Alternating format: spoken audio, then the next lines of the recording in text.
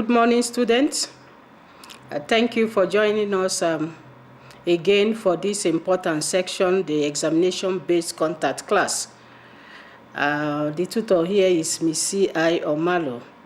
Thank you again, especially those joining us from the different regions. Welcome.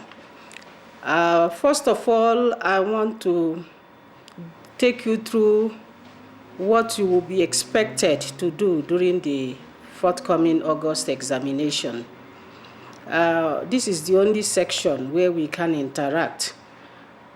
Do not get disturbed if you don't understand this presentation. You know you can always call me and then we can talk things over. Now first I will start with the format of the examination. The examination will take 2.5 hours. 2.5 hours. I guess it's a sufficient time for the examination. You will be done by this time. Now, how is the question paper? The question paper, students, consists of 2 sections only, with the questions requiring essay type answers. They are mostly essay type of answers you have to provide. I said there are 2 sections. What are you expected to do? You need to answer all the questions from section A. Please listen to the instruction carefully, because I noticed that when some people get into the examination hall, maybe because they are panicking, they don't read these instructions carefully, and they end up wasting time answering unnecessary questions. Now, you answer all the questions from section A and any 2 questions from section B. It means that in section B, I have more than 2 questions, and therefore you need to choose only 2. Please make sure you choose only 2 questions. Don't answer 3 questions. You know what happens and the rules of the examination. If you answer 3 questions, I will just mark the first 2.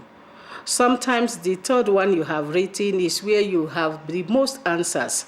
And then it pains me when I have to just, run a pen through it. Please do not do that to yourself. I don't want to do that to you. Make sure you read the instruction carefully. Answer the 2 questions you know very well for section B. Now, this one is now on general instructions of what you will be expecting to do during the examination. First of all, students, make sure that your student number is written correctly. You know, that is, with your student number, we identify you. So make sure that you write your student number correctly. The second thing is the module code. It needs to be written correctly. Please ensure you know the module code for the module you are taking. Some people get confused. When they get to the examination, they write all kinds of codes. And then the question paper starts moving from one place to another, and that becomes a problem. So please make sure you write the correct module code. The third point is read the instructions on the question paper carefully and ensure you understand what is required before you start writing. Now, this is very important to me. I'm going through some of your assignments. I see some people have very valid points, but now they don't interpret questions well. Misinterpretation of question, I can attribute that to lack of reading the questions carefully. Read the question, take a minute to ask yourself, what am I expected to do? Don't just rush into answering question. I will give you an example. In the assignment, I said, you must discuss 3 measures the government has taken to reduce poverty. 3 measures the government has taken to reduce poverty. Now, what I have noticed is that some people are giving me suggestions what the government should do. Remember, I said 3 measures they have taken. That means these measures they have already taken. I didn't say suggest methods of reducing poverty. And when you don't interpret the questions correctly, you lose marks. Please ensure you understand the question that has been asked before you start writing. Don't be in a hurry. It is better to get it correct than to fill 4 or 5 pages writing nothing. You come out, you feel you have written enough to pass. At the end of the day, when the result comes out, you see you are failing, and then you are wondering why. The problem is that you have not answered the question as expected. Answer questions in the correct order in accordance with the question paper. Answer questions, make sure you number your questions very well. I don't need to overemphasize this because it is important. If you are answering question 1.1, then you should read 1.1 and not 1.3. Because when you number like that, you cause a whole lot of confusion. And then you are wondering, what should I do with this student? Please don't put yourself in that position. And most times it will be marked wrong because you have put the wrong question number. This you have to take care of. Many of you have got excellent ideas, very intelligent people, but the way you organize your points, the way you number your work, the way you do things, sometimes these are the things that are responsible for your not achieving very high marks. Make sure to write complete answers. Make correct sentences. Do not leave out part of questions, as this can be a problem. Ensure that you have answered all the questions correctly. Apply answers to your field of study. If you need to give examples from your field. Give examples from what you know. Don't dive into areas you don't know. Sometimes you contradict yourself. So please take note of that. Take note that you are not permitted to take any form of note into the examination room. The surest way of succeeding is to prepare yourself. The note you take hurriedly into the exam hall will not help. Sometimes you don't even have time because of the strict invigilation to look into those notes, and you end up failing. So the surest way to pass, student, is to equip yourself. How do you equip yourself? Make sure you read extensively. Devote your time to reading. Create time that you read. Create time. Don't rush during the examination. Take it gradually. So by the time the examination is around the corner, then you are only doing revision. Another thing I want to say here under this general instructions is time is very costly. Plan your time wisely. Plan your time wisely. There's a saying that he who does not plan plans to fail. So even this applies under examination condition. You need to plan your time, write as quickly as possible, quickly and neatly, and ensure you finish on time. So you have to make an overview of what is expected and know how you allocate your time. And if you go with a wristwatch, or if you look at the time, that will help you so that you don't stay too long, in one particular question. Another thing I want to also point out, class, is consider the marks allocated for each question to determine the length of your answer. If a question is, say, 15 points, how can you write 2 or 3 lines? How will the tutor be able to make up those 15 points for you? So the mark allocation, class, tells you exactly how much you should write. If, for example, I say, state the importance of something, and remember, state is just, just write 1, 2, 3, and I put 10 points there. That means you should give me 10 points. You understand that? You cannot give 2 points and stop. Where will the other 8 points come from? Therefore, the mark allocation is extremely important, and many times I emphasize this with students. always find out what is the mark allocation. After you have read the question, then look at what is the mark allocated to this particular question, and that will help you to know how much you should write. In your note looking at the mark allocation, that means you write very little. You don't explain much. At the end of the day, you lose marks unnecessarily. Please, it is important that you look at the mark allocation. And if you haven't been doing that, please, from this examination, look at the mark allocation so that can help you to know how much you need to write.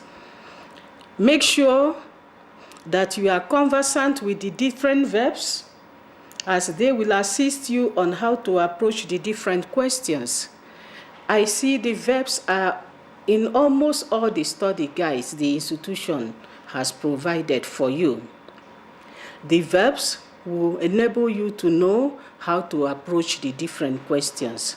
For example, when you say define, what it means is give a precise meaning of something, And you see, the mark allocation may just be 3.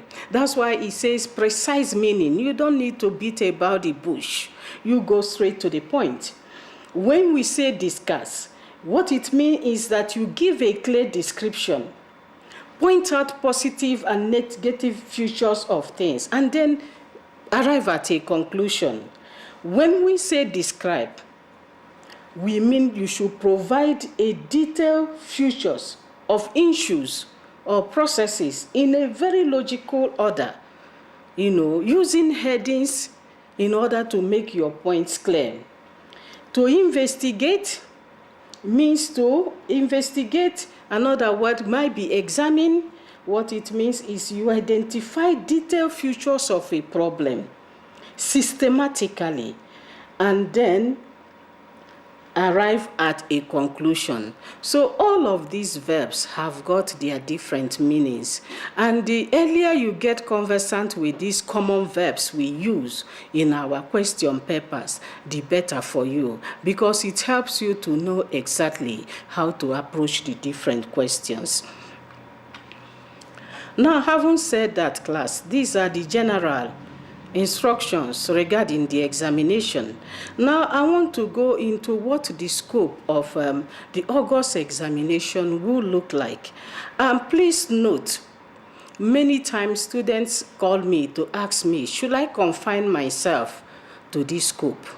The scope is just to tell you where you may have to put some emphasis. You need to read widely. Remember, the study guides, the topics are interconnected and related, and therefore you need to read everything in order to provide very valid answers. So I will not want people calling me to say, Miss, are we supposed to read this? Are we supposed to read that? You are not only reading for examination, you are reading to equip yourself. If you only read for examination, then you're undertaking the program. It doesn't make much sense. You need to equip yourself. So even outside the examination room, you can function. You can explain to people what you have learned. So, and I think examination provides a good platform for you to be able to go through these things. So what I have put down are the things, the highlights of things you may have to look into. But that doesn't mean that the study guide is irrelevant. You don't need to read the study guide. Another thing I also want to emphasize is that people want everything to come from the study guide. And I guess at the time you registered, you also got the course outline. You will have noticed that some topics are not in our study guide. That does not mean those topics should not be treated. They are part of what we should know. What it means that where we don't find them in the study guide, students, we then have to read other sources. Remember, this is a tertiary institution. A tertiary institution is institution after the secondary phase. And therefore, at this stage, we don't need to confine ourselves. When something is not in the study guide, then it should be discarded. It means that we have to do research, find out facts that are not in the study guide. So if there's any topic which you feel is not discussed in the study guide, then you must find sources. Go to the internet, search, that is why it's there, and then find information for yourself. Please, I hope I have made this clear. Another thing I also want to emphasize before I go on is the issue of our assignment. The essence of giving you the assignment is to prepare you. I get disturbed when people get 80-90% in the assignment, some even getting up to very high marks, you understand. And then when it comes to the examination, what they have said, they have written themselves in the assignment, they cannot even answer the questions. Please, that means that you have to take time and also read through your assignments, the assignments we have given to you. And I see now that we have different groups writing the same assignment, different groups going to sit for one examination. If you can exchange your assignments so that you can see the different questions, how the questions have been asked, and familiarize yourself with these questions. So it is important you ask your colleague sitting beside you, can I see the assignment you wrote? And then ask the other person, can I see your assignment? So you can compare and contrast whether you have written the same assignment. But it is important you pay attention to those assignments which you have written. Now, going through the scope now, as I have them, I will want you to look at the educational foundation too. You have registered for it. And it beats my imagination that when sometimes I ask, what are the subjects in this foundation too? So many students don't know. So I want you to look at the subjects that actually make up foundation too. And these subjects, I have listed them: philosophy of education, sociology of education. I want you to look at the differences between these two subjects. And not only to look at the differences, understand their meanings, understand how they differ. I also want you to understand why you should take foundation too. What are the benefits of studying educational foundations too? Knowing philosophy of education and sociology of education. How is it going to help you as a practicing teacher or a potential practicing teacher to be able to function? And there are so many benefits, so you have to look for all of these benefits. You need to know them so that when someone approaches you and asks you, why are you studying this subject? You should be able to confidently explain to the person why you are studying the subject. I will also like you to look at important concepts that we have in the foundation too, such as concept of education, socialization. This you need to understand and you need to find out what they mean. I also, in the scope, want to look at the main part. If you look at our study guide, which is here, you will see that we have so many philosophical concepts. We have a lot of them in this our study guide. We have also different philosophical schools of thought, and they form the bulk of what we have in the study guide. So many chapters in the study guide were devoted to explaining these things. Now you may want to know, what are these philosophical concepts? When we talk about the philosophical concepts, we'll be talking about things like metaphysics, epistemology, anthropology, ethics, logic, ontology. All of these are philosophical concepts. Then we have the philosophical schools of thought. And there we have the realism, the progressivisms, we have the perennialisms, we have the idealisms. So the isms all come here. And you need to understand this. So what I would like you in your reading to try to look into is the different philosophical thoughts, their ideas of what the purposes of education should be. What are their principles underlining these schools of thoughts, and how we need to organize our schools in order to incorporate the principles contained in these schools of thought.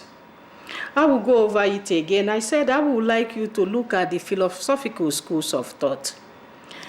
They are, fortunately, all explained. Everything is in the study guide here. Well explained for anyone to understand. So you've got to look at these philosophical schools of thought, and then what are the principles underlining them and how we can make use of them. We are just not learning them for fun. How do we organize our schools to conform to the principles contained in these concepts? I want you to investigate those things.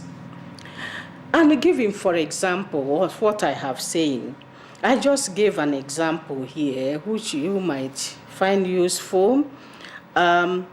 If we need to organize if we need to go by the principles of idealism, certain things we need to be done, like having a curriculum that is hierarchical, where mathematics is important. History and literature also have high rankings.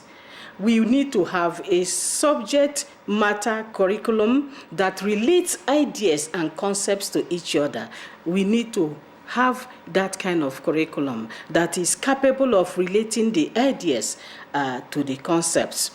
We also have to organize our schools in order to provide appropriate atmosphere and proper direction for the growth of the personality of the learners or individuals, to help to increase the learner's knowledge, to cultivate his or her artistic taste, frame the character and equip the learner with necessary skills, if we need to go by that concept. We need to see education as a process of development of the learner or the person, particularly his or her conscious self and spirit. We need to also, make it possible for learners to be able to initiate learning tasks, themselves, and pursue it with the help of the teacher. In that case, the teacher needs to just be a facilitator. Now, having said these are the principles, if we need to conform to the principles of idealism, now, if we need to organize our, say, the pre-primary classes, how do we, or pre-primary phase, how do we implement these type of ideas?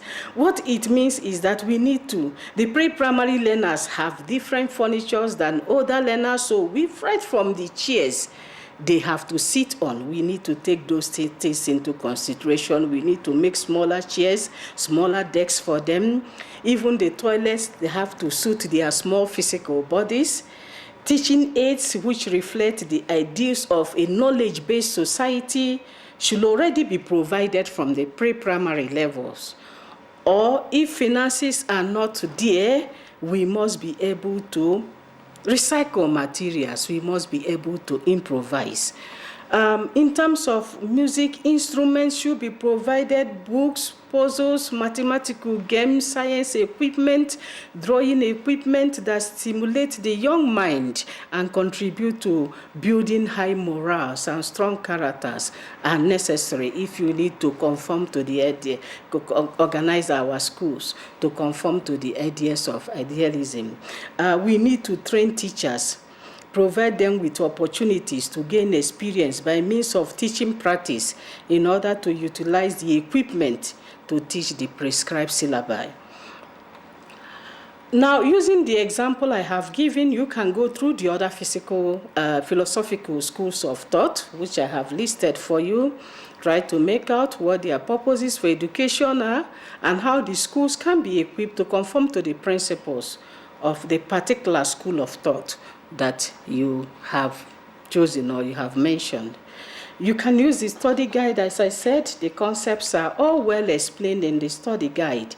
So very important, very useful, the study guide. As you can see, I know you can see, you all have the study guide.